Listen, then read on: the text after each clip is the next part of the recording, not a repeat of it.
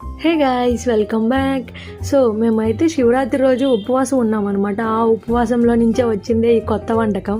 సరే ఆఫ్టర్నూన్కి sweet potato తిందాం, అవి అయితే కొంచెం స్టమక్ ఫుల్ అయినట్టుగా అనిపిస్తుంది అని చెప్పి ఆర్డర్ పెట్టుకున్నాం. సర్లే వాటిని బాయిల్ కాకుండా ఏమన్నా డిఫరెంట్గా చేద్దామని చెప్పి స్వీట్ పొటాటో పాయసం చేద్దాం. ఇంకా ఆ పాయసం కోసం ఈ స్వీట్ పొటాటోస్ని చిన్న చిన్నగా కట్ చేసాం. కట్ చేయడం మాత్రం సీరియస్గా చెప్తున్నాను కదా, చాలా పెద్ద టాస్కే. అవేంట్రా బాబు అంత గట్టిగా ఉన్నాయి కట్ చేయాలంటే. కట్ చేసి ఇంకా షుగర్ వేసి స్టవ్ మేము పెట్టాం. ఇప్పుడే స్టార్ట్ అయింది. పెట్టిన ఒక 2 నిమిషాలుగా మొత్తం మాడిపోయిందండి కిందంతా. అదేంటి షుగర్ నుంచి వాటర్ రావాలి పాయసం అవ్వాలనుకున్నాం. మేము అనుకున్నదంతా రివర్స్ అయిపోయింది అక్కడ. ఇలా కాదని చెప్పి గరిటె పెట్టి తిప్పుతూ ఉన్నాం.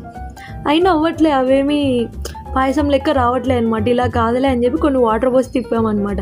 అది పాయసం అయిద్ది అనుకుంటే అది కాస్త హల్వా అయిపోయింది. ఫైనల్గా అర్థమైంది ఏంటంటే బాయిల్ చేసినా కూడా ఇలాగే అవుతుందని. ఇట్స్ ఓకే, బిగినర్స్ మిస్టేక్ అని వదిలేసాం. దాని మించి ఏం చేయలేం కదా.